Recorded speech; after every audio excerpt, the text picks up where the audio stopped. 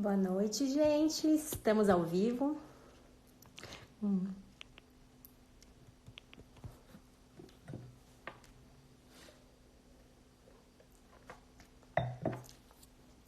Antes do Ítalo entrar, eu vou falar boa noite, gente. Estamos ao vivo, mais uma live diária. Ao vivo diário. Eu já mandei o... Peraí, que já está aqui. Deixa eu aceitá-lo. Cadê? Aqui. Vamos lá. Fixa no comentário. Olá! Oi, querido! E aí, Larissa? Beleza? Bem? Eu tô, e tu? Eu tô também, Deixa eu tô botar muito só no modo. feliz. Deixa eu só botar no modo avião esse daqui. Pronto, agora foi. Beleza. E eu que tô tentando fixar aqui o título da live, mas não tô Como é que vocês conseguindo. fazem isso, cara? Consegui. Eu que sou. Eu não Cara, sei tem que fazer ficar isso. segurando. Tem que ficar Ah, apertando é? o comentário. Fixou. Daí, Alguém fixou aí. eu fixei o comentário do Pedro. Oi, Então que tá tá te bom. mandando um abraço. Manda outro.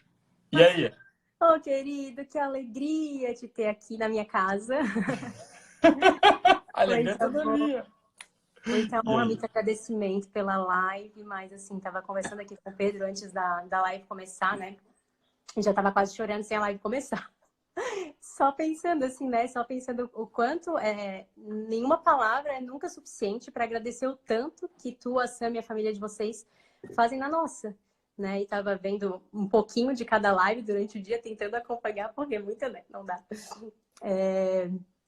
E vendo, assim, as pessoas falando as mesmas coisas, sabe? E eu sempre paro para pensar que vocês não têm a menor noção, vocês têm um pouquinho da noção, mas vocês não têm a real noção do que vocês fazem na vida diária das pessoas, assim, sabe? Vocês fazem parte da nossa família para nós, assim. Vocês são Que amigos legal. queridos para nós, sabe? Não, acho que não deve ter um dia que a gente não fale de vocês, não. Ao contrário, é verdade.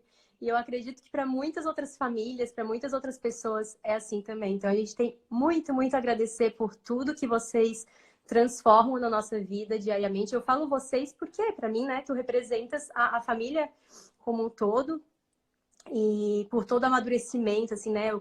Aproveitando, já começando também a apresentar aí. Eu te conheço, acho que eu nem te falei isso, assim, como eu te conheci, não lembro. Não, Mas eu não te lembro conheci em também. julho de 2018. Tá. Foi com um print de alguma amiga minha, Ana De Rosa, até. E um print de um story teu. E eu fiquei assim, chocada com o story. E eu comecei a te seguir e te seguir. E assim, né, loucamente lendo os stories. Aí depois, final do ano, daí começou Guerrilha Way. Daí em fevereiro do ano passado fiz o curso para psicólogos. Né? Ah, tu fez em fevereiro, foi isso Eu fiz em mesmo. Esse aí foi fevereiro, logo no fiz o iníciozinho. 2, né? Foi o Tu tava bem grávida. assim, tava grávida do Francisco, já tá com 10 meses. Uhum. E daí nos conhecemos lá.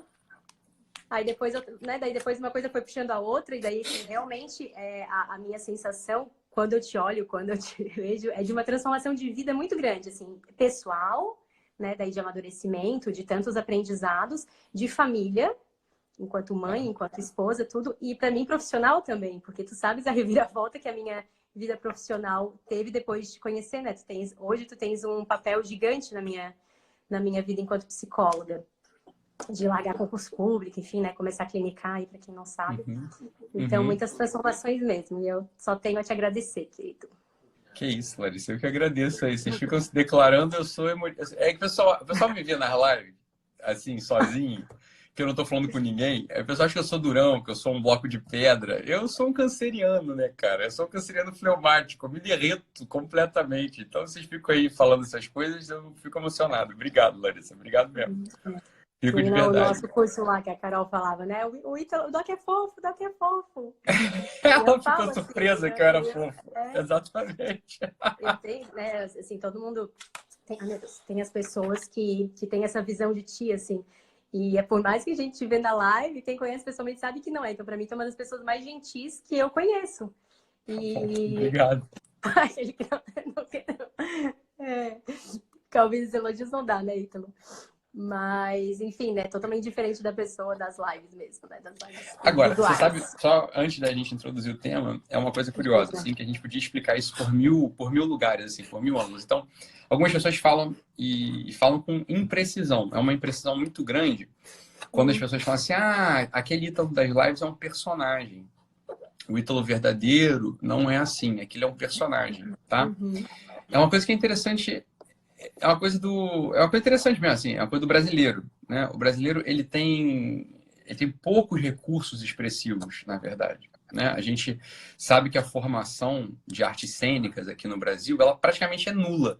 Os nossos atores, que são... O que é um ator? O ator é aquele sujeito que tem por ofício, né? Por ofício, ele tem que ler um texto, ele tem que entender o todo do texto e tem que encontrar no texto, o correspondente interior daquilo, tá? Então, sei lá, ele vai ler uma peça qualquer, vai ler Otelo, vai ler Hamlet, vai ler, sei lá, uma peça, sei lá, o Manuel, como é que é o nome dele? Do nosso escritor de novela, Manuel Carlos, ele vai ler lá, né, sei lá, Regina Duarte vai ler uma peça, vai ler um texto do Manuel Carlos. Ela tem que encontrar o correspondente preciso no mundo afetivo e trazer aquilo, trazer à luz, trazer aquilo com toda a intensidade para comunicar algo, tá? Para comunicar alguma coisa. Esse é o ofício do ator, ok? Eu não sou um ator, né? Eu não sou um ator de ofício. Duas pessoas hoje me descreveram como poeta nas lives anteriores.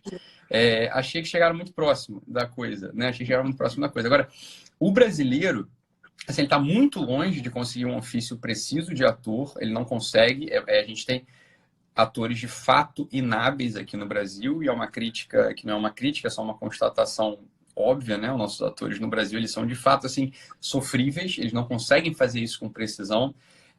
A escola Stanislavskiana, que é a escola de um professor de teatro, um teórico de teatro russo, é a escola mais precisa para essa coisa, né? Então, o Stanislavski é o sujeito que tem a técnica. Tem uma trilogia do Stanislavski, inclusive, que foi editada recentemente.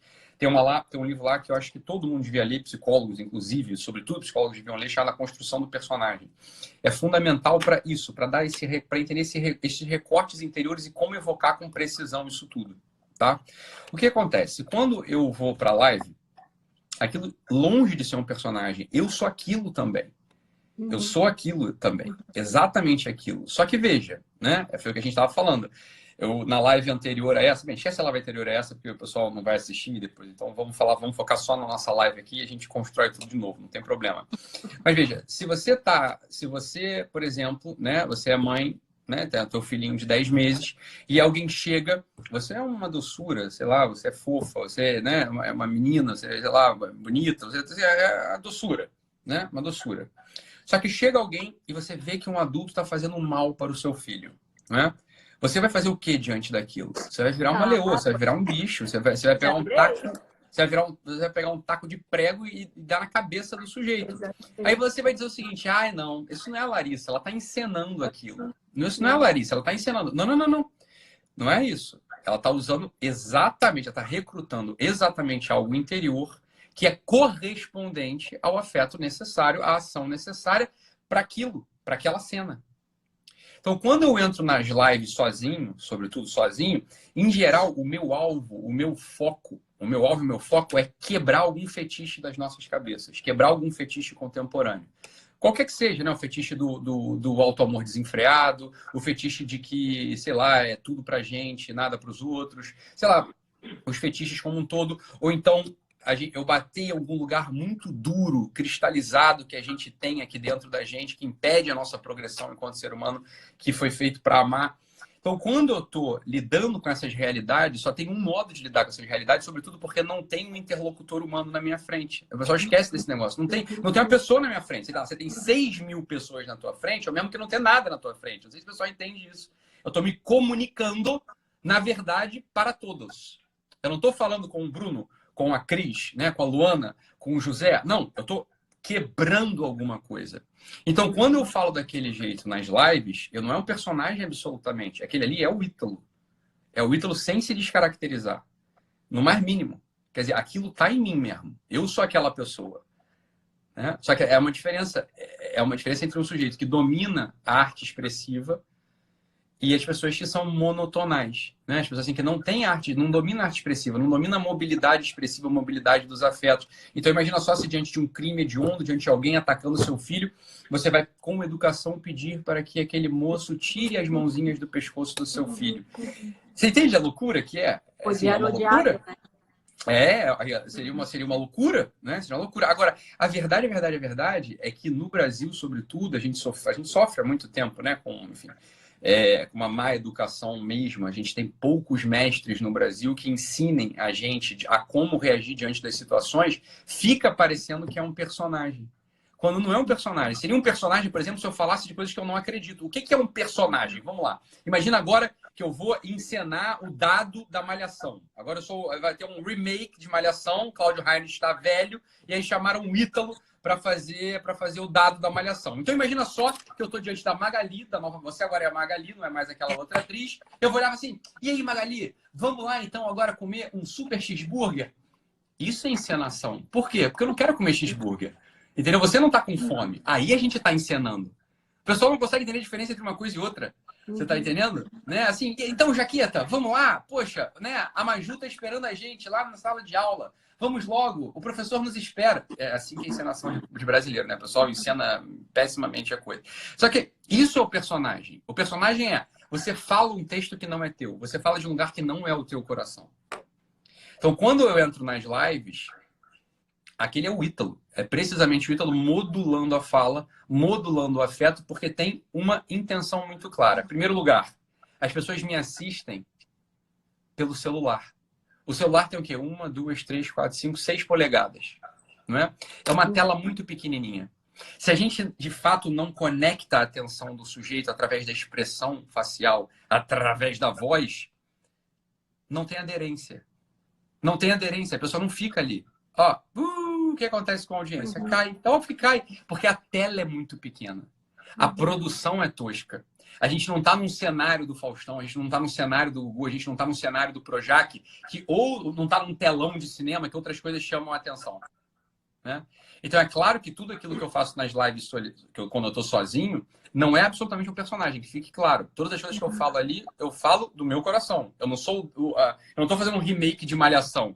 Eu não sou o novo Cláudio Heinrich. Você não é a Magali, né? A gente falando lá das coisas do Malhação. Acho que eles tinham um vídeo, sei lá, lembra dessa história? Tu é mais nova que eu, não sei se tu assistia Malhação.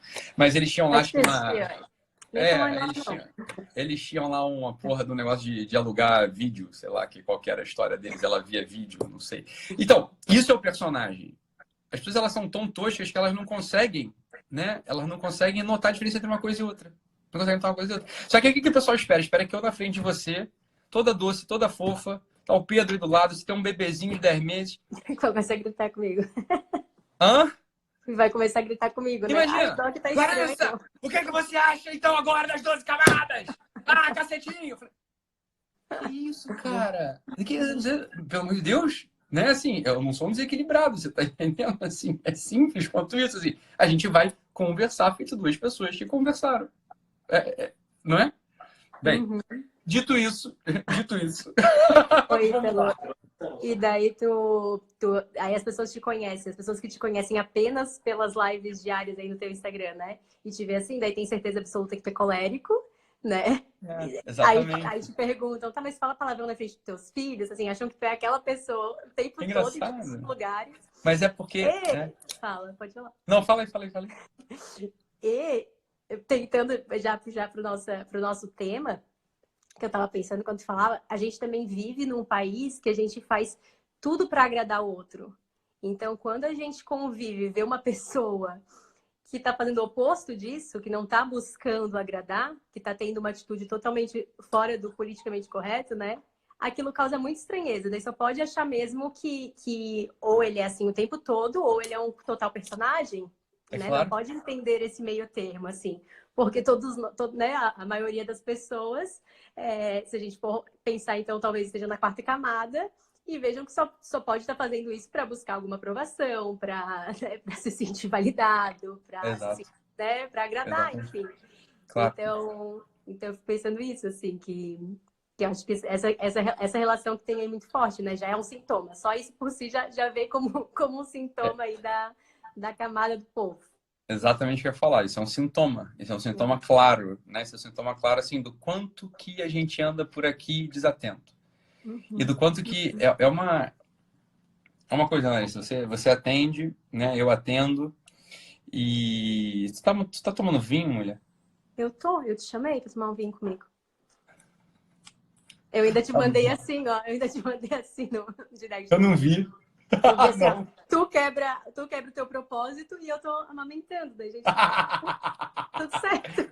Eu não vi, não. Eu tô com Não água pode te aqui do lado oferecer, dela. te tá muito longe, não dá pra te dar uma tacinha. Deixa eu Mas falar. tá, continue.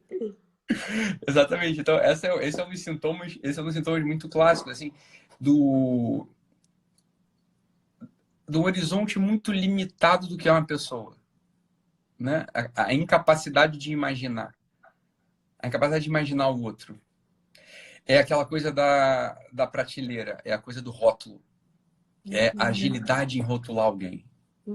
A agilidade em rotular alguém. Fala, olha, é uma coisa que a gente costuma falar e que isso é para a vida, né? Para a vida. Rótulo funciona muito bem para pote de tempero. Então, se você tem um monte de tempero na sua casa, eu sugiro muito que você rotule, porque vai ser horrível você botar curry querendo botar tomilho. Vai ser muito ruim você botar pimenta, você querendo botar, sei lá, erva doce. Vai ser muito ruim. Vai ser péssimo. Então, eu sugiro que você rotule os rótulos de tempero, os potes de tempero, porque tempero são coisas, né? São coisas. Quando a gente rotula uma pessoa, a gente tem um problema muito grave no nosso olho. Muito grave no nosso olho, porque a gente não percebeu uma coisa. Essa pessoa, ela fala eu. E eu não vou, né? Eu não vou me cansar de falar isso até isso entrar na cabeça de todo mundo. Todo mundo. Uma pessoa que fala eu, essa pessoa, ela não pode ser rotulada. Olha que coisa terrível. Ela não pode ser rotulada nem para bem, nem para mal. Né? Nem para bem, nem para mal. Então, eu sei que vocês me rotulam. Né? Vocês me rotulam. Vocês adoram me rotular. Eu não caio na de vocês. Eu não caio na de vocês, você tá entendendo? Eu podia cair. Eu vejo um monte de amigo meu blogueiro que cai. Que cai. Se eu caio na de vocês, né? Eu gravei 7 lives hoje. Não teve uma live que vocês não me rotularam. Pro bem. Né? Pro bem. Agora, quando vocês estão falando isso, eu tô com o coração profundamente cheio, grato, repleto de uma responsabilidade que eu sei que eu tenho e me lembrando, no mesmo ato, Larissa, no mesmo ato eu tô me lembrando da podridão que eu sou. Da podridão que eu sou. Porque tem algumas aqui dentro. Algumas já estão melhorando, outras não melhoram, né? Algumas pioram, né? Algumas pioram. Então, mas é um risco que a gente tem. É um risco que a gente tem de se deixar rotular. Quando vocês falam isso de mim, e se eu me cristalizasse aí, falasse, poxa, olha que bom, né? Olha como Deus é bom comigo, né? Deus, ele tá me dando esse dom de poder tocar na vida das outras pessoas. Eu sei, Larissa, eu sei que tem essa parte, mas tem uma outra parte que é muito terrível. É muito terrível. Né? Tem um pulso aqui dentro, e eu sei que tem esse pulso dentro de todo mundo, as pessoas só se esquecem disso. Tem um pulso aqui dentro, porque o jogo não tá ganho. Volto a falar o verso que eu falei numa dessas lives aí passadas. Tel qual le même enfant, l'éternité le change. Quer dizer, você só vai ser transformado na tua versão final no último dia, né? Então é por isso, inclusive, que o caixão ele é oitavado, né? Ele tem 7 ou 8 lados, simbolizando assim a totalidade. Assim, é o fechamento total. Ali fechou. Um caixão ele é fechado com 7 lados, como 7 ou 8 lados em geral, né? Pá! Porque a coisa ela termina. Ali a tua vida terminou mesmo. Até lá, não tem jogo ganho, né? Não tem jogo ganho. Quer dizer, é uma luta, na verdade, assim, é uma luta constante por você conseguir articular esses dois lados dentro de você e, bem, se você é uma pessoa que está buscando o bem, você está querendo o melhor para os outros, você quer que um desses lados prevaleça. Mas é assim, ó, prevaleça, porque o outro ele está presente. Uma pessoa que não consegue declarar isso, e não consegue declarar isso de verdade mesmo, né? Não consegue declarar isso de verdade, ela está fadada a um tipo de cristalização. Ela vai virar um objeto daqui a pouco. Por dois motivos. Um, ela pode acreditar, de fato, que ela é boa. E ela pode acreditar, de fato, que ela é ruim. E a verdade da vida é que a gente vive nessa articulação, né? A vida do ser humano sobre essa terra, ela é sempre uma articulação. Ela é sempre, sempre, sempre, sempre uma articulação. Então, existe esse pulso, né? Existe esse pulso, por isso que a gente não pode se rotular. Uma pessoa que acredita nos elogios, e não é que eu desconsidere os elogios, não é que eu rejeite o que você me falou. O que você falou encheu mesmo meu coração. Eu fiquei emocionado. Encheu meu coração. Eu lembrei do dia que a gente foi à missa junto. Lembrei da nossa conversa no Uber. Eu lembrei que o coração cheio. Um coração profundamente cheio. Mas, ao mesmo tempo, eu sei quem eu sou. Quer dizer, né? Eu não sei quem eu sou porque eu não tenho uma forma ainda. Mas eu sei as pulsões, as tensões que estão aqui dentro. Então, é claro, uma pessoa que acredita nos elogios, essa pessoa ela vai cair muito, muito, muito, muito, muito feio quando as críticas começarem a vir. E o que ela começa a fazer? Ela começa a encenar para ninguém criticar. Ela começa a encenar para ninguém criticar. E aí ela vive de pose. Ela vive de pose. Vive só de pose, né? É uma coisa terrível. É uma coisa terrível que pode acontecer. Exatamente. Diga, mulher. Ai, já tô assim, já nem lembro o que tá aqui, já tinha vindo. Posso continuar falando também, mas a gente tem um tema aí, eu acho. Não.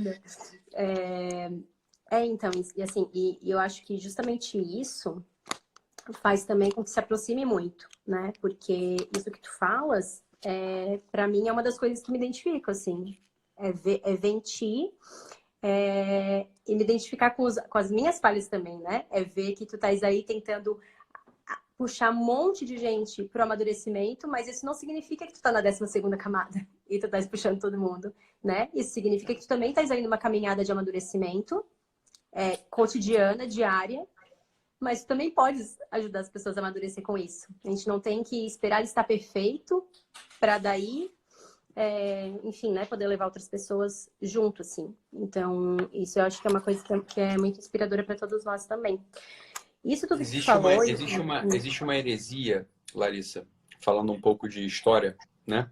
Existe uma heresia chamada donatismo, tá?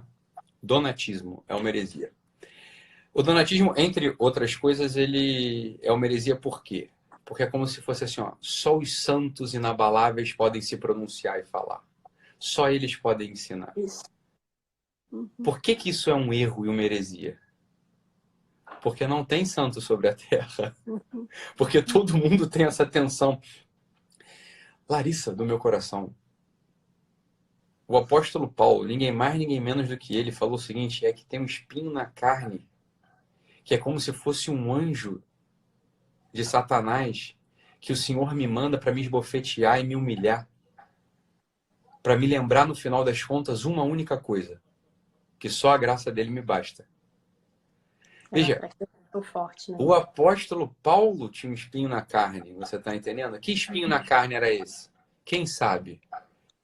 Uai, que cada um saiba o seu, que cada um conheça o seu. Que espinho na carne é esse? É uma preguicinha? É um desejo niilista de acabar com tudo a todo instante? É um pensamento de suicídio? É uma sensualidade que não se vence? É uma indolência intelectual? É uma mentira constante?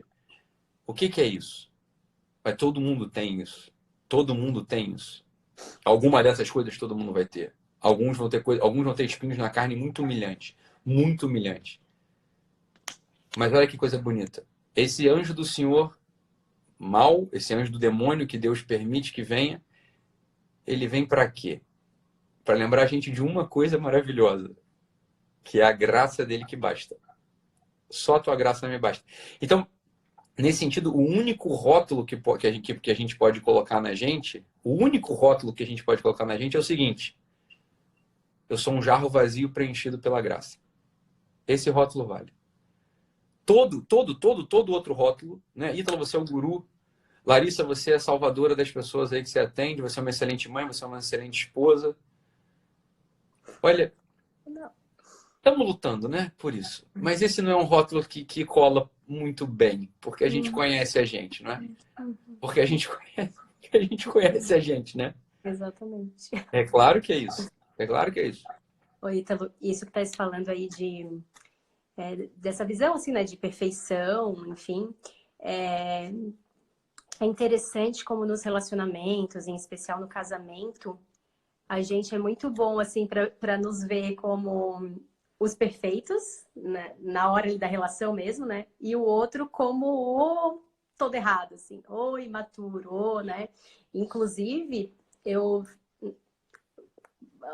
comuniquei, assim, pedi, convidei as pessoas na hora que estavam divulgando a live, chamem meus maridos, vamos assistir essa live em casal. Falei assim, né?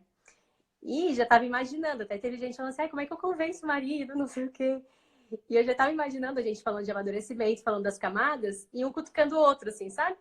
Ó, isso daí é pra Aí, ti, ó, ó. isso aí é contigo. Isso aí é contigo. Entendeu, né? Então a gente é muito bom né, nas brigas e tudo, a gente é muito bom em realmente apontar o dedo pro outro, né? E a gente não tolera nada, a gente não tolera nada de errado que o outro faça, é como se eu fosse a santa, né? Como se eu fosse a perfeita que não erro nada. Então, muitas das brigas e dos conflitos no casamento vem muito disso também. Como é difícil pra gente aceitar aí que o outro, cara, ele não é perfeito, né? Ele tem os defeitos dele, muitos tu já conhecia antes de casar, então, assim, tu disse sim para tudo. Algumas coisas vão aparecer depois, e é isso aí. Então, aparece muito isso, né? E uma das coisas que tu já vi tu falar, assim, eu falo um pouco parecido também. Não lembro se foi exatamente essa frase, assim, daí tu corrige aí, mas foi uma coisa assim, 99% da responsabilidade é sua. Nas situações. Não sei se era exatamente essa frase, mas no sentido que eu entendi, né? No sentido de que, se sou eu que estou aqui, né, assistindo, se sou eu que estou refletindo na minha vida, a responsabilidade é minha, porque eu só posso mudar o que parte de mim, né? Eu só tenho controle das minhas atitudes e não na do outro. Então, se eu estou buscando amadurecer o meu relacionamento, eu que amadureça, e muitas coisas podem acontecer daí, mudanças no outro, inclusive. Mas pode ser que só as minhas mudanças já gerem mudanças no relacionamento. Às vezes só na minha mudança de olhar, né? Às vezes só na minha mudança, enfim. Então, realmente, assim, as mudanças precisam começar em nós. E quando a gente fala de amadurecimento, não dá de não falar disso, né? É o seu primeiro passo, assim. Esse é o primeiro passo para qualquer caminhada aí de amadurecimento, entender que é a minha responsabilidade, que eu sempre tenho a minha parcela de responsabilidade em qualquer situação aí de relacionamento. A questão ela não é tão complicada assim, Larissa, se a gente vira o jogo. É uma questão de virar o olho, assim. É uma questão de virar o olho mesmo, assim. Para começar, e talvez você concorde comigo, né? Se a gente faz um examezinho mínimo da nossa vida, tá? Eu tô falando para todo mundo, não tô falando só para as mulheres, não. Beleza? Eu tô falando para os homens também, tô falando para todo mundo que tá assistindo e cada um, presta atenção. É para você vestir a carapuça em você. E não é para você vestir a carapuça no seu marido, no seu filho, na sua mãe, na sua sogra. É para você vestir a carapuça em você. Em você. Todo mundo é muito chatinho. Isso é a primeira coisa. Isso é a primeira coisa de relação. Isso é a primeira coisa assim, ó. Todo mundo é muito chatinho. De onde é que vem esse chatinho? De onde é que vem esse chatinho? Essa coisa assim do sou meio chatinho. Essa coisa do meio chatinho vem de uma soberba sem fim. Sem fim. Que é o seguinte, mas por que diabos o mundo não é minha imagem e semelhança? Por que diabos eu penso e as coisas não acontecem? Por que diabos está chovendo? Por que diabos está sol? Por que diabos o carro enguiçou? Por que diabos a pasta de gente acabou? Por que acabou? Por que o fulano tomou aqui o suco de laranja que eu tinha deixado na geladeira? Eu falei assim, isso é de uma mesquinharia sem fim. Isso é de uma mesquinharia sem fim. Existe uma virtude, que é uma virtude que é muito pouco falada. O pessoal adora falar de temperança, fortaleza, justiça. O pessoal adora falar dessas porra, né? Mas tem uma virtude das que eu mais gosto, Larissa. Das que eu mais gosto. É a virtude chamada magnanimidade. Magnanimidade. Magnanimidade. O que é a virtude da magnanimidade? A virtude da magnanimidade, ela é assim, ó, ela é maximamente expressa pela última estrofe do verso Retrato de Antônio Machado, quando ele fala o seguinte: olha, quando a morte chegar, me encontrará ligero de equipaje, casi desnudo como los hijos de la mar. Quando o último dia chegar, eu vou estar sem quinquilharia no meu coração, você tá entendendo? Eu vou estar sem preocupar, eu vou estar assim, ó, eu não liguei mais para coisa da pasta de dente que tá sem tampa, da toalha molhada em cima da cama. Você tá entendendo? Meu filho come feijão, não come feijão. Daí vem o bom e velho, vem a minha boa e velha expressão: não enche o saco. Trabalhe, sirva, seja forte e... A gente tinha que inverter. Tinha que ser assim, ó, não enche o saco. Aí o resto não precisa nem trabalhar, nem ser forte, nem servir. Você não precisa nem fazer nada disso. Vai nas pouquinhos, né? Se você não enche o saco, minha filha, você venceu na vida. Você venceu na vida. Assim, ó, isso é exercício diário, isso aqui é exercício da gente. É pra gente, é exercício diário pra gente. Assim, eu falei, caralho, eu sou chato demais. Eu sou muito chatinho. Assim, o meu coração é uma mochila repleta de quinquilharia. O que é quinquilharia? A quinquilharia são nossas pequenas vontades. Nossas pequenas vontades, que a gente acha que o outro, ele tem, assim, o dever de enfiar lá dentro. Uhum. Né? Tem o dever de enfiar lá dentro. Fala assim, Ítalo, mas também é o seguinte, Ítalo, se o outro não põe essas coisas lá dentro, o que então é o relacionamento humano? O relacionamento humano definitivamente, e aí que me parece aí, ó, Larissa, aqui que tá o desvio central da história. É um desejo de quinquilharia. É um desejo de quinquilharia. O que eu vi no consultório, o que eu vejo é o seguinte, olha, o que as pessoas desejam no relacionamento de marido e mulher é só quinquilharia, é bugiganga, é badulaque, é badulaqueria. Badulaqueria. Isso é uma das coisas mais terríveis que tem em relacionamento. Né? Isso é uma das coisas mais terríveis que tem em relacionamento. A gente vive num mundo chamado o mundo da badulaqueria. O que é o badulaque? O que é o badulaque? É o iPhone, o iPad, o Apple Watch, o AirPods, sei lá, o ring light, a estante feita em laca, a televisão de LCD, gadgets. A verdade é que a gente vai enchendo o nosso coração, daquilo que é contrário ao ritmo cósmico. O que é o ritmo cósmico? É o seguinte, olha só. O que são as festas da colheita? Que se perdeu. A gente não tem festa da colheita mais. O que é a festa da colheita dos povos tradicionais? É assim, ó. Tu não sabe se a safra de tomate vai ser boa. Tu não sabe se a safra de milho vai ser boa. Tu não sabe se a safra de azeitona vai ser boa. Você trabalha. Olha só, olha o movimento. Você trabalha, você serve, você ara a terra, você irriga o solo, você planta a semente, você faz a poda, você escora o caule e aguarda benevolamente uma graça que vem do céu, que não depende mais de você. Você dá. Você dá. E quando você colhe, você faz a festa da colheita. Porque, porra, caramba, veio do céu aqui, tem tomate, tem batata, tem cebola. A desinstalação do ritmo cósmico, isso é grave demais. A desinstalação do ritmo cósmico, ou seja, o reino da badulaqueria, a gente entrar num shopping hoje, então a gente vai para Floripa, vou eu, você, Pedro, a gente vai para Floripa, vai entrar num shopping, né? Em outubro. Ou então eu vou aí tomar vinho na casa de vocês, sei lá. O que mais vai ter é badulaque. É a taça de cristal das Aines, que porra, aquilo ali... Querido. Você vai comprar o teu talher de madeira, que eu vi que tu falou numa live. É badulaque, você tá entendendo? É badulaque. Mas o que se torna a expectativa das relações? Essa que é a coisa. Ó, o que é a expectativa das relações? A expectativa das relações é um receber badulaque. É um receber gadgets. E isso tudo que você está falando do badulaque, etc., eu só consigo pensar em quarta camada. É por aí? Ou tá pensando em outra coisa também, assim? Eu consigo pensar enquanto... Até a sexta só tem badulaque, Larissa. Ai. Até a sexta é assim, ó. Até a sexta é o reino da utilidade. É que os badulaques de quarta camada, eles são muito tosquinhos mesmo, né? Os badulaques da quarta camada, ou seja, aquela necessidade de validação o tempo todo, eles são muito toscos. Mas existe um reino do badulaque, Tá, entendi. que é o reino do badulaque da sexta. Fala assim, olha, Uhum. eu preciso de coisa mesmo. Eu preciso de uma casa melhor. Eu preciso de mais dinheiro. Eu preciso comprar agora sapato da Gucci, tênis da Gucci. Eu preciso tomar vinho, eu preciso fazer a assinatura da wine.com. Eu preciso. Tá.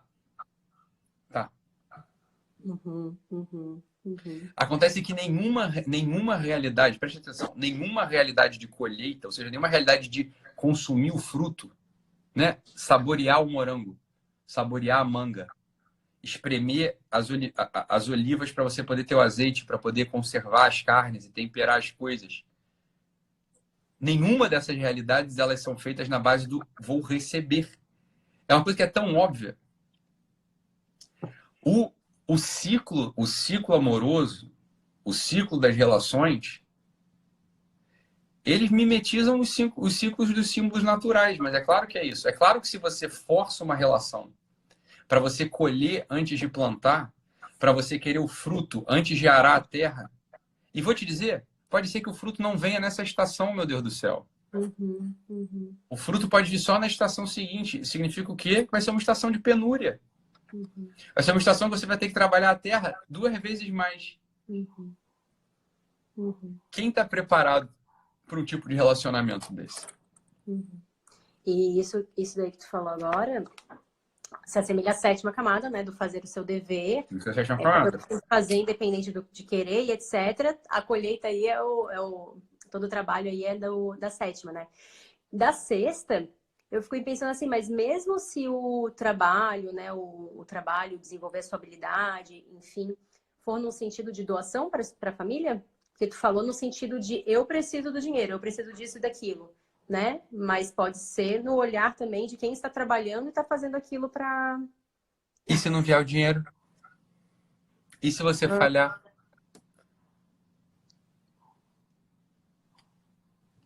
Que é o grande problema dos homens que não conseguem dinheiro. O que eles vão fazer? Deve ter uma frustração toda girando em torno disso, né?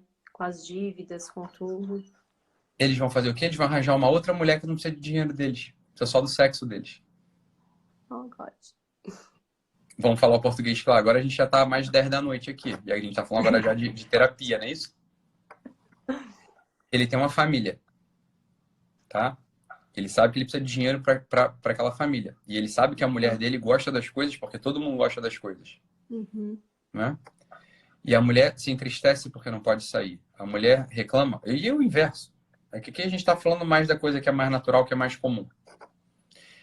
Eu não estou justificando o ato. Eu só estou descrevendo o ato. Eu estou descrevendo o ato. Eu não estou justificando o que acontece. Eu estou só descrevendo. Entende? Ainda é o reino da badulaqueria. É pesado.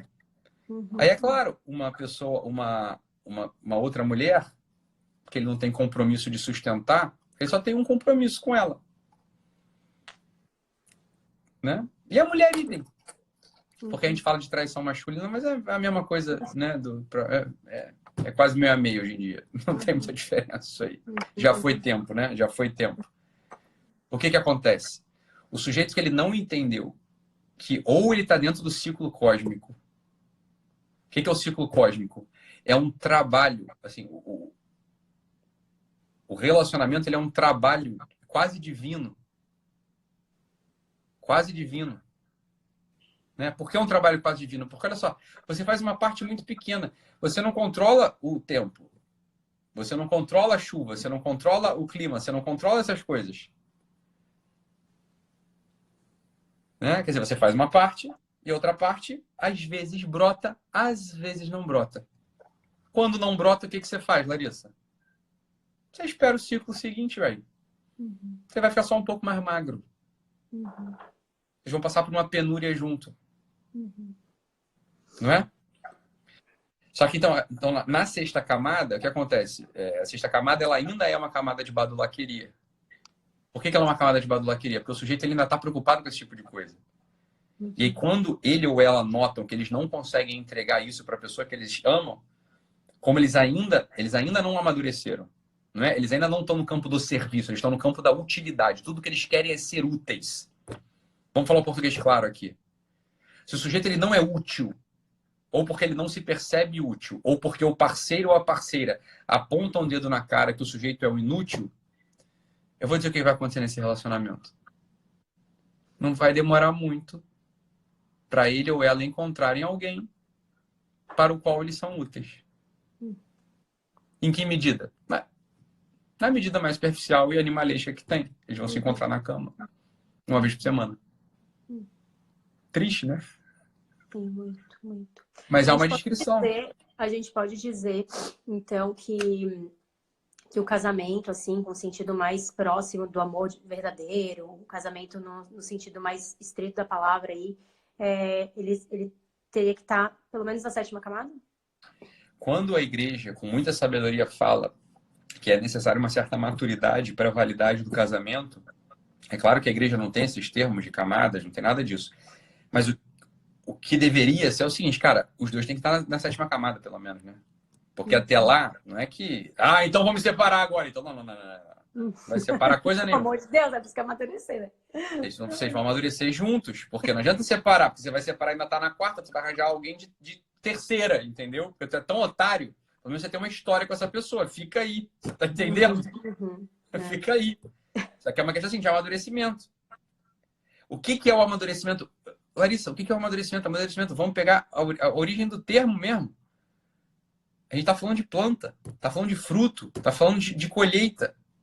É simbolicamente a mesma coisa. É simbolicamente a mesma coisa. Né?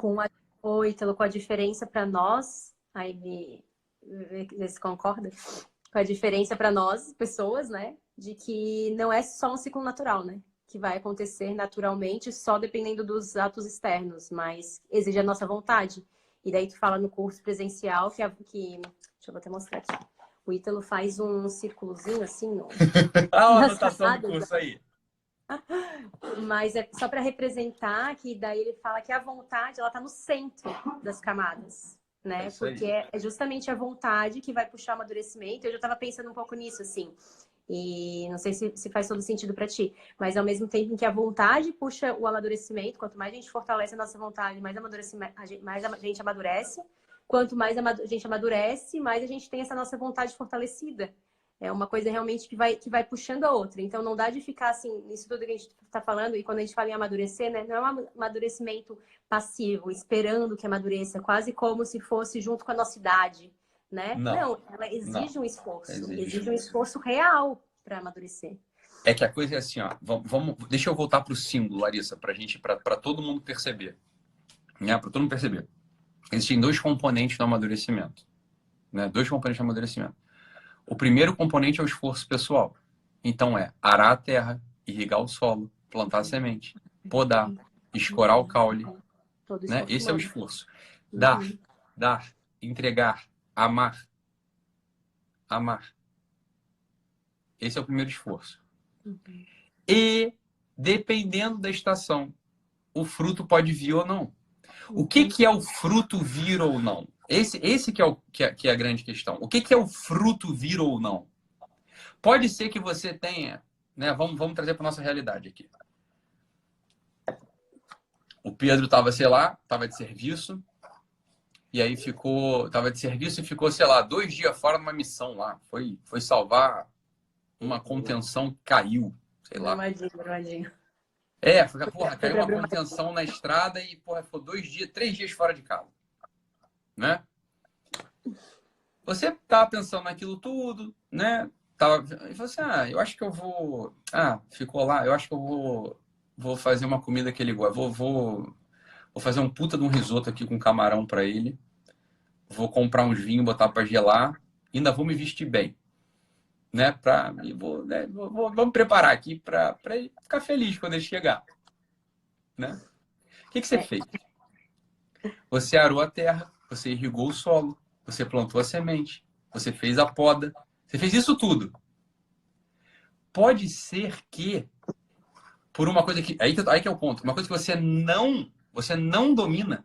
Isso não tá no teu controle. Pode ser que ele chegue, dê um beijo em você e durma. Nossa, já me decepcionei aqui. Só na imaginação. Entendeu? Entendeu o que é o reino do Badu? Entende o que é a coisa? Assim, ó, ele pode chegar, ele pode dar um beijo em você e falar assim, ah, meu amor, que saudade, te dar um beijo na testa e dormir. O que aconteceu? Você vai precisar esperar a próxima estação. Entende o que é a próxima estação? Você tem que ter uma próxima estação. Mas o nosso tempo, que é o tempo dos gadgets, assim, eu vou ao shopping e saio de lá com um produto pronto, porra. Você tá entendendo? Se eu precisar de um AirPod hoje, Larissa, o que eu faço? Eu vou ao shopping e compro. Se há 300 anos eu precisasse de uma manga, de um jambo, de um morango, o que eu ia precisar? Esperar. Para ver se ia dar. Se eu precisasse de água, eu ia ter que andar 300 metros até o poço, baixar um balde e ver se tem água suficiente para eu beber. O homem tradicional, ele tá muito mais acostumado a isso. Ele sabe que essa é a dinâmica mesma da vida, portanto, é a dinâmica mesma do amor. Só que é o seguinte, você fez o risoto com camarão para ele, você se vestiu bonita, você se maquiou, você botou um vinho para gelar, ele tava 3 dias fora, lá, resolvendo lá o negócio da contenção da barrada que caiu. Ou seja, você foi ao shopping e não voltou com nada. O que as pessoas fazem? Elas se irritam, né? Elas se sentem não amadas, não é? Ele não valorizou o que eu fiz. Ele não valorizou o que eu fiz. Eu não me senti amada com aquilo, né? Você não se sentiu amada com aquilo. Entenda o seguinte que eu vou falar aqui. Existe uma razão de ser nisso. Mas o que se acrescenta... Eu falo, né, também que as camadas no casamento são outra coisa também, né? Não dá de falar pro meu marido que ele não me deve nada, né? A gente se deve coisas no casamento. Não é bem assim. Total, óbvio, total. Mas é que nesses pontos aí, ó, né? É que nesses pontos aí, a gente tem que respeitar de algum modo os ciclos das estações. Porque o que acontece? Você fez isso tudo e o que você faz? Você soma-se a isso uma reclamação constante, um desamor e uma reclamação. Um desamor e uma reclamação. Existe uma dificuldade muito grande do homem contemporâneo de simplesmente recolher o risoto, botar na geladeira, entende? Deixar o vinho para o dia seguinte, né? Botar a camisola ou o pijama e deitar do lado da pessoa. Dando um beijo nela. Porque não é que ele não tá negando você. Você tá entendendo? Essa que é a coisa. Esses são os exemplos que a gente dá. Assim, as pessoas querem tudo. Tudo junto ao mesmo tempo. Sem respeitar o ciclo. Tem coisas que não são sobre mim, né? Tipo, o outro pode estar cansado por milhões de outros motivos. Ele pode estar cansado por milhões de coisas. Que significa que é algo a mim, né? Que é algo exatamente a mim, assim, que isso tem muito da quarta, né? Mas que isso acaba se mostrando em outras camadas também. Só que isso tem na sexta também, que é o que eu quero te dizer. Isso é a sexta. Por que é isso? Você fez um negócio útil, bonito. Meu Deus do céu, você se preparou, você preparou o dia inteiro. O dia inteiro foi em função do Pedro. Foi o dia inteiro em função dele, útil. Você fez tudo. Não é assim, eu não quero ser validado, eu não quero que ele goste de mim. Quem gosta de mim o quê? Eu quero comer o risoto com ele, quero namorar com ele. Eu quero, assim, a coisa útil. Sim. E frustrou. Isso ainda, a sexta camada, ainda é o reino da badulaqueria. Você ainda pode estar na badulaqueria. O que seria a sétima camada aí? A sétima camada. Você preparando tudo, você já percebeu que ele vai chegar cansado pra caralho. E você vai fazer assim mesmo. Você já sabe que ele vai chegar cansado. Porra, ele tá 3 dias trabalhando igual um maluco lá na barrada. Porra, o negócio caiu, é gente morta, viu cadáver, você tá entendendo? Porra, é capitão, é major dando esporro. É loucura, vai e volta. O trabalho nem ficou bem concluído. Então, o que é a sétima camada? Assim, a sétima camada é o seguinte, eu já não olho mais só as coisas desse mundo aqui. Eu tô olhando já uma coisa que tá para além. Assim, eu já tenho uma visão um pouco para cima. Então você vai fazer a mesma coisa, você vai fazer o risoto de camarão, você vai botar o vinho para gelar, você vai se maquiar, você vai ficar bonita.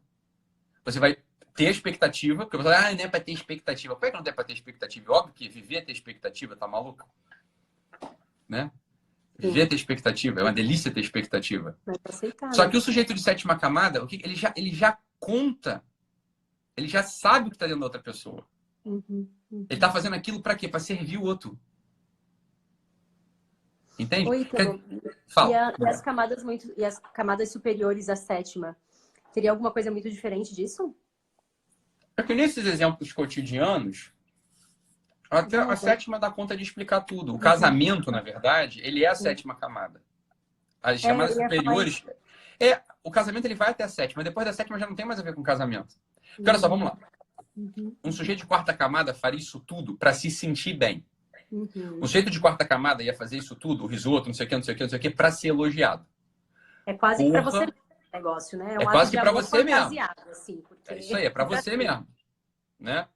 O sujeito de sexta camada, ele está fazendo para os dois.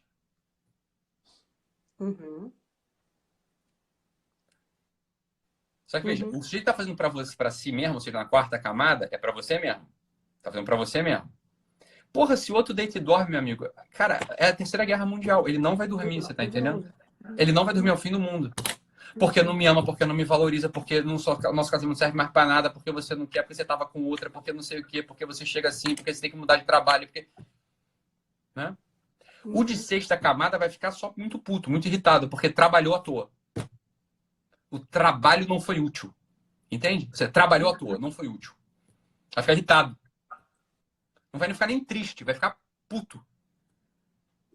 Pelo trabalho mesmo, né? Entende? Porque trabalhou bem, é útil, mas fica irritado. Talvez nem cobre do outro. Vai se fechar, vai ficar seco, vai ressecar. Também não faço mais. Na próxima pizza. E o de sétima camada, não. A sétima camada é o arquétipo do casamento. O de sétima camada é assim, eu vou fazer isso aqui pra ele. Porra, vai que ele quer comer um risoto de camarão. Porra, trabalhou lá 3 dias igual um maluco, viu gente morta, nos infernos lá do cacete, na barragem lá que caiu. É pra ele. Né? Aí não quer comer camarão? Não quer comer o risoto? O que uma pessoa de sétima camada faz? Vai com ele até o quarto, até o banheiro e fica conversando um pouquinho até ele dormir. E quando tu fala que a sétima camada é do casamento, é porque é a camada do papel social, né? Então, na verdade, é do casamento, é da família, né? Sim, se eu sou esposa, se eu sou mãe, eu preciso realmente, né? O foco é chegar nessa camada para a maioria de nós, para todos nós, assim. Porque se eu não tiver a capacidade de fazer o meu dever mesmo sem vontade, né? E assim, acho que não é nem só ter a capacidade, porque acaba que a gente faz. Né? Faz. Mas assim, o que é realmente a tua motivação lá dentro? Tu faz mais irritado? Tu faz, né? Tu faz tranquilo com o seu dever? Ou tu faz irritado? Né? Como que é essa posição, assim? Porque as motivações, no final das contas, eu acho que isso que muitas pessoas confundem na hora de pensar das camadas, porque a gente acaba pensando muito, assim, nas nossas ações e não nas nossas motivações por trás. Tipo, a quarta camada. Eu dou muita importância porque os outros falam de mim. Eu fico muito triste se os outros falam uma coisa. Tá, todo mundo fica triste quando fala alguma coisa mal. Ninguém vai ficar feliz. É claro que vai ficar triste. Mas o quanto isso te afeta, assim, o quanto isso motiva as tuas próximas ações. Tu deixa de fazer coisas? É isso. Tu faz só pra isso, né? É claro. Uma coisa muito... Por isso que só eu mesma posso dizer que camada eu tô. Né? Só eu sei lá dentro do meu coração as minhas motivações. No fundo é isso. No fundo é isso. E aí, olha que bonita a sétima camada é. A sétima camada ela é muito bonita, porque olha só, vamos acompanhar aqui, para o pessoal que não conhece direito o negócio das camadas. Assim, ó, a quarta camada é uma motivação interior. Então, na história do risoto, é para você, é para si. Né? Quer dizer, você fez um risoto para ele comer, mas no final das contas você só queria que ele elogiasse o risoto. E mesmo que ele sentasse ali cansado e comesse o risoto e não elogiasse, a pessoa ia ficar triste do mesmo jeito. Do mesmo jeito. A sexta camada não é só para você. Né? É para o outro também. Você está trabalhando, é útil, é para o outro também. Só que se o outro não valoriza, você fica irritada. Você fica irritado. Por quê? Porque é o seguinte, a tua motivação não foi valorizada pela outra pessoa. a tua motivação, que era ser útil, ela não encontrou utilidade na prática. Ou seja, pra que você fez a porra do risoto? Entende? Sim.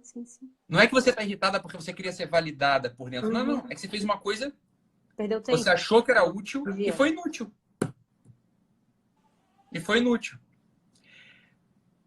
Olha aqui. Da quarta à quinta, da quarta à sexta camada, a gente está falando só de uma coisa que é em relação a gente. Em relação a gente.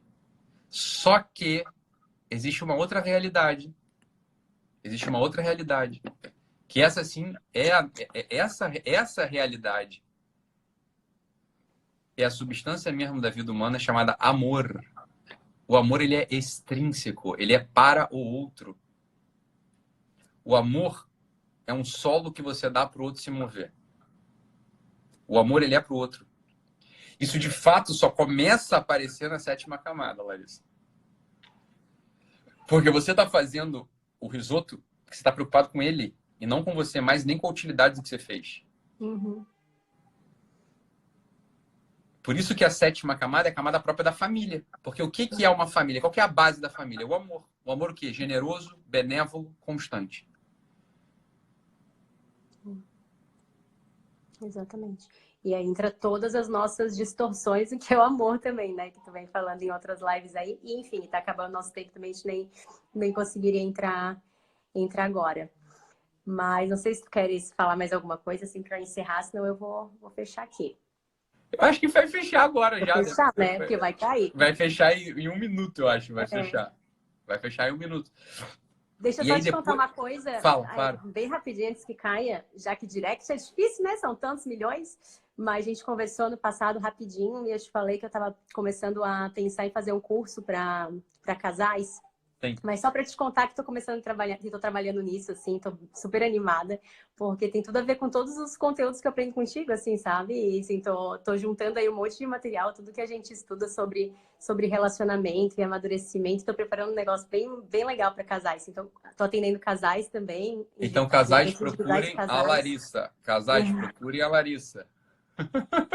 E é muito bom a gente ver que é tão possível, assim, uma entidade que está cada vez mais desvalorizada, né? Que é a família e o casamento, e a gente perceber ferramentas realmente úteis para ajudar as pessoas a se relacionarem melhor faz toda a diferença, né? A gente aprende para nossa vida e a gente acaba refletindo para tantas outras. A gente está falando de um resgate real do amor. É disso que a gente está falando. Exatamente. E o amor, ele é feito pra gente aqui nesse mundo, o amor, ele não é abstrato. O amor são obras. O amor é para o outro. O amor é uma coisa que você faz pro outro durar mais tempo feliz. O que é o amor? O amor é o desejo de duração da felicidade do outro. Essa é a substância mesma do amor. O amor, ele é extrínseco, ele é para fora, ele é pro outro e pro outro durar feliz. Essa é a coisa do amor. Então, quando a gente tá falando de relacionamento, a gente precisa lutar mesmo para chegar rapidamente na sétima camada. Porque é ali que começa a aparecer esse amor desinteressado, benévolo, extrínseco, que é um chão para o outro. Por quê? Porque você vive para o serviço. Então, quando eu falo trabalhe e sirva, é nesse sentido de sirva. É assim, olha, não reclama tanto. Calma, pô, calma. Observa o ciclo cósmico. A colheita vai vir uma hora. Os frutos vão ser saboreados. Por que diabo você está tão ansioso, está tão ansiosa assim para saborear o fruto hoje? É porque você está acostumado ao reino da badulaqueria. Você está acostumado a ir no shopping e voltar de lá com uma sacola cheia de coisa que não foi você que plantou. Não foi você que teceu. Uma mulher que fazia, que sentava-se ao tear e precisava ficar, sei lá, 1 semana tecendo, ela tem uma noção de paciência. Um homem que vai ao campo e precisa arar a terra, meter enxada, ele tem uma noção de paciência. A gente é muito impaciente. Só que lembra, o amor é paciente. Essa é uma das definições do amor. E para fora, né? E a gente foi criado, a gente aprendeu realmente no amor como algo egoísta. A gente aprendeu como sentimento ali, a paixãozinha, a coisinha que, né? O gozo, a coisinha, o sentimentozinho, o gostosinho, o prazerzinho aqui dentro que ele já dá recompensa no próprio ato, né? Claro. Então a gente tem uma visão de amor que é exatamente o oposto de amor, que é o egoísmo total, é o egoísmo a dois, é cada um agindo para o seu benefício próprio. Ué. E não é à toa que sempre que a gente fala de amor nesse sentido, causa um susto, porque ninguém... E não é à toa que tá tudo falindo.